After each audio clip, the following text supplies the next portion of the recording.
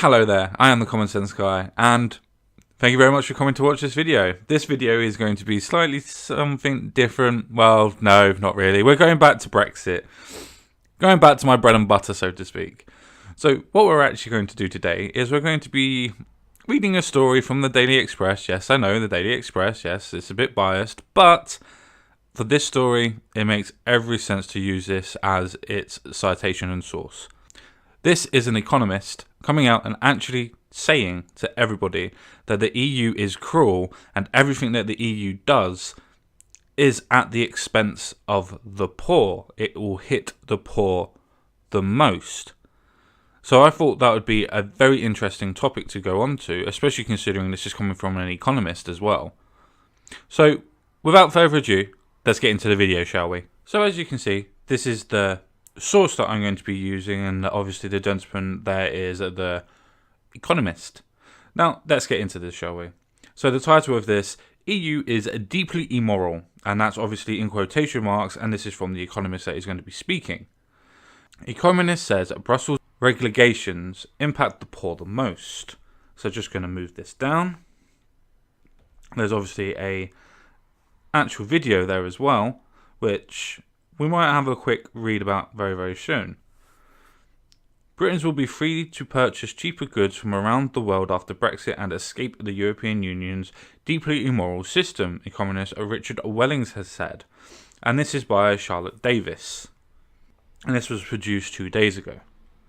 So we're going to read the story, and then what we're going to do is we're actually going to come forward, and we're actually going to listen to the actual video itself. Mr. Wellings, Deputy Research Director at the Institute of Economic Affairs, said poorer Brits are hit hardest by European Union regulations, with a hyperlink there for you to use if you want to go and read what he actually says. Are forced to buy expensive EU-produced goods. Speaking exclusively to Express.co.uk, Mr. Wellings said the EU is hugely dependent on the UK economy as a destination for its exports. And that's actually probably the biggest cost of being in the EU, that British customers are forced to buy expensive EU-produced goods rather than buying cheaper goods from the rest of the world. And it impacts particularly enormously on poor families who can't buy cheaper food from places like Australia and South America. So it's really deeply immoral system. I think we've all understood that before. He added, it would be good for British consumers if they are free to buy cheap goods from all over the world. The Institute for Fiscal Studies, the IFS, warned in July that Brexit has the potential to have substantial impact on food prices for Britons. But Wetherspoon's boss Tim Martin said it is very surprising that British retailers have said food prices will rise after Brexit. Mr. Martin said Brexit can save $200 million a week because the food prices will be reduced once the UK leaves the EU in March 2019. Which is absolutely correct. It really is correct on that point. We will be able to trade with the rest of the world, meaning our food prices will not be depending on what the trade that the EU wants us to pay for it. We can trade with anybody. Like we used to when we had New Zealand lamb, we used to have Australian beef, we used to have Argentina beef and some butter and things like that for them.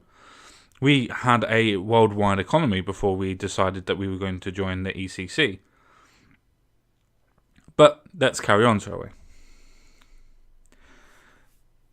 He said what actually is true is the EU changes tariffs to non-EU countries when we leave the EU. If we leave in March 2019, Parliament has the power to eliminate those tariffs, which is obvious because we would have our sovereignty back, as long as Theresa May doesn't mess it up. But that's another video.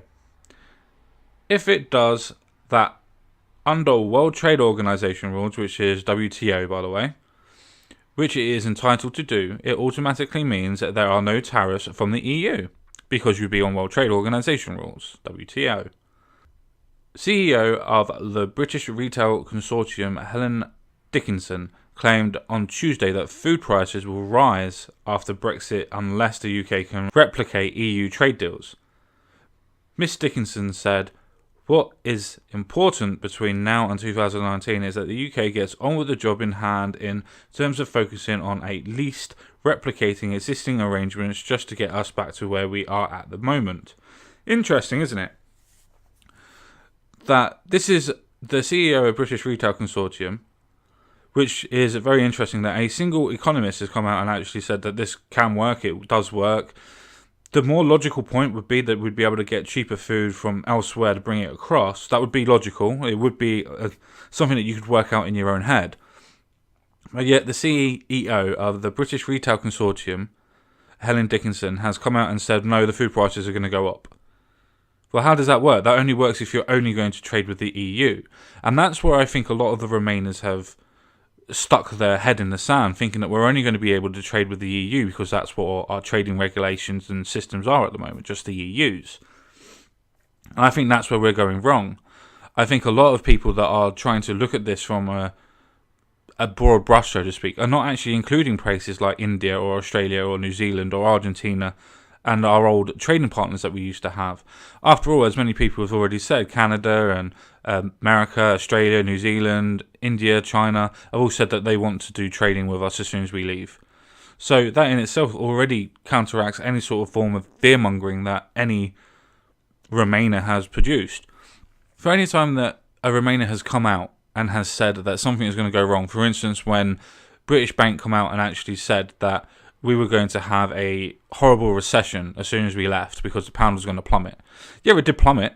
It did plummet. I'm not going to deny that. It really did plummet. But then it broke itself up higher and was still higher than what a dollar is and was still higher than what a euro is. Amazing that, isn't it? That the British pound has gone back up to where it was after the scare that it had. Now, I'm not trying to suggest, for instance, that it could be a manufactured drop. It could well have been. I don't know enough about economics to be able to work that one out. And I'm not going to spend the time trying to work it out. I am going to put that out there as an opinion, as conjecture, that it could be used as that. As the idea of fear was produced, that everybody put their money away to see what would happen and then reinvested the money back in again. That could quite easily be what has happened. But at the same time, it's quite interesting to me that an economist that's on his own has come out and said, well, no, we're going to be trading with the rest of the world. But one that is dedicated to actually British Retail Consortium. So this is the head of the British retail place. So all the head of the Marks and Spencers, everything else like that, Weatherspoons, other brands are obviously available. You've got that point where she's coming out and saying, well, no, it's going to be more expensive because we're going to have to renegotiate everything.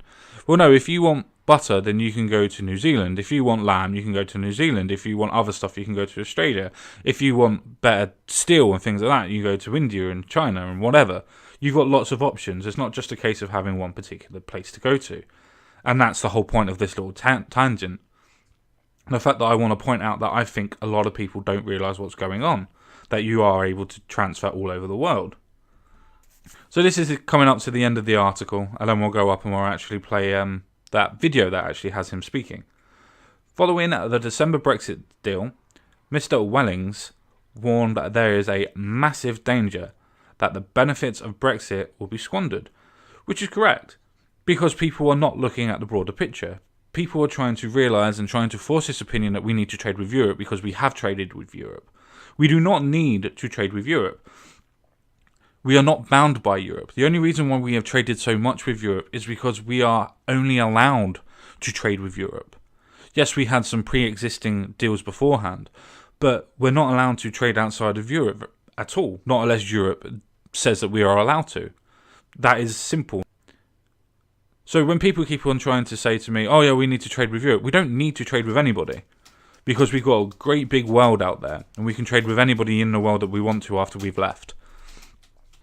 This is just the point that I keep on bringing up to people. I don't understand why people always think that just because we're trading with Europe, that we have to trade with Europe afterwards. If they don't want to trade with us, and they're going to put tariffs on and everything else like that, then we can go by World Trade Organisations, and we can just do it like that. The highest it goes up to is 13%.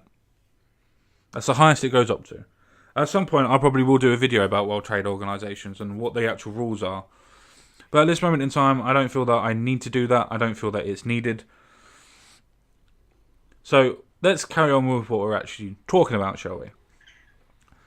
Mr. Welling said, I think the public will see later on and realise they have been betrayed. To me, it seems like they want to hoodwink the British public with a fake Brexit. Wow, that's amazing, isn't it? This is coming from a communist that is actually coming out and actually saying that they're going to provide us with a fake Brexit. The fact that it is only Brexit in name, but yet we are still controlled by the EU and we're still controlled by everything else. And the thing is, unfortunately, the 48% of the people that voted to actually to remain, will actually be insistent saying, well, you got your Brexit, but it's just not what you actually wanted.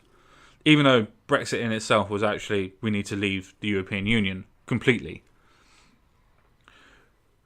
We would be officially in our customs union and single market, but still tied to the EU's red tape, which is true.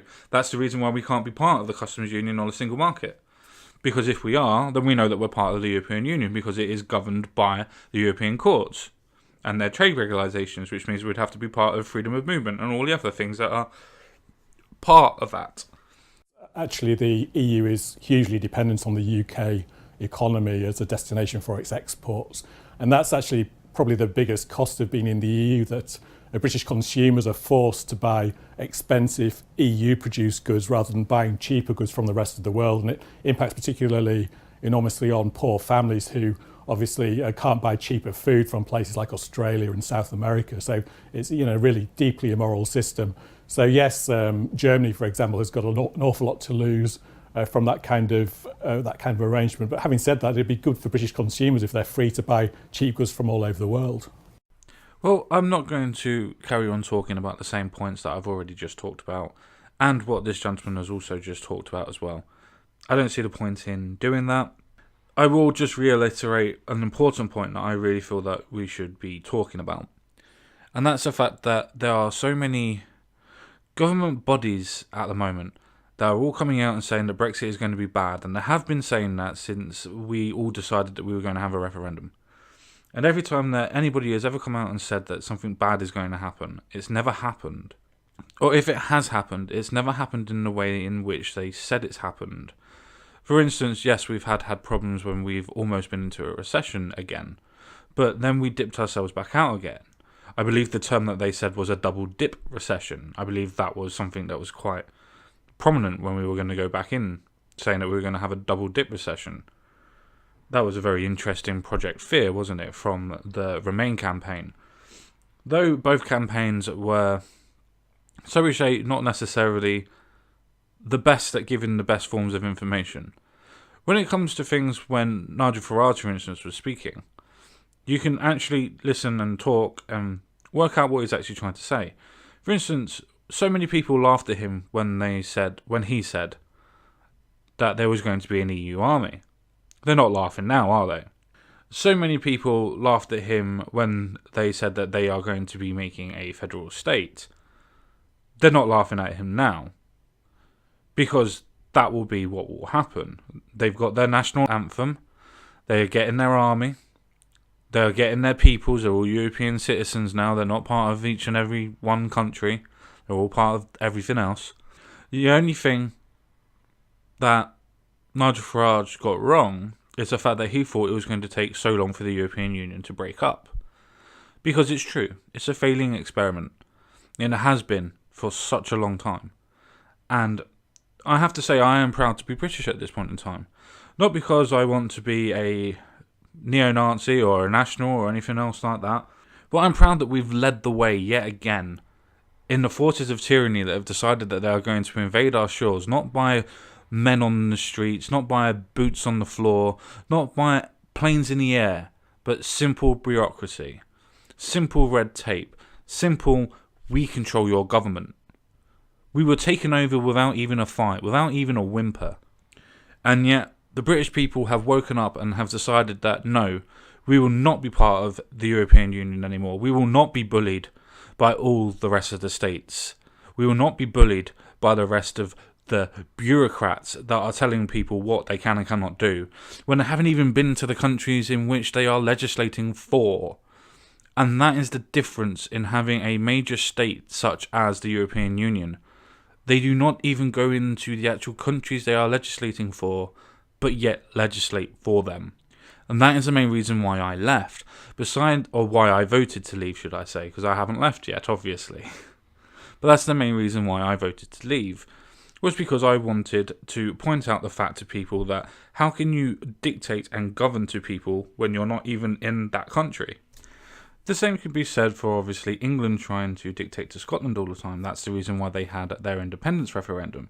Yes, I know that they didn't actually win their independence referendum, but that just goes to show that even in our small community of countries, that we weren't able to decide properly what was going on in a different country, and even they wanted to leave because they felt that they could dictate to themselves better than we to them. So, in itself, it's a very interesting point that if we can't govern correctly or govern fairly to an idea of another country, when all we are is England, Wales, Northern Ireland and Scotland, and we can't even govern properly to where people want to leave our little United Kingdom, how does that translate into 27 different countries at this point in time in the EU? How does that translate very well, where those countries must not feel that they're being looked after properly? You look at Hungary, if you look at Poland, if you look at Austria, they're all getting ready to leave. They're all getting ready. They are being pushed and pushed because they cannot take the infrastructure that the European Union wants them to. But yet the European Union doesn't care what those governments are trying to tell them. By saying we cannot handle it, we cannot do this, they are being taken to court, they are being sanctioned, they are being fined, they are now being told that they are not allowed to have any voting rights in the European Union. If that's not an authoritarian state, or almost a totalitarian, then I don't know what is. How can people sit back and look at that and think that this is a perfectly oiled system that is going to work for the many and not the few? Yes, I use Jeremy Corbyn's slogan on that point because it's a socialist experiment. It's an obvious social experiment where everybody under one nation. It doesn't work. It can't work. You can't have everybody under one nation. The thing is to accept everybody's differences, not say that people are not different. Right, I feel that I have rambled on for a very, very long time at this point in time, but this is a subject that I could talk about for many, many, many hours, and I wouldn't need anybody else with me. But at this point in time, I'd like to say that we are going to be doing a Friday show tonight. That will be me, Ogre, and obviously Magic Bollocks, who's now become a regular member of ours, which we're very happy about. So, without a further ado, if you like this video, don't forget to like and subscribe to this video and to this channel. And I bid you farewell, I bid you adieu, take care, I'll see you all again real soon. Bye bye for now.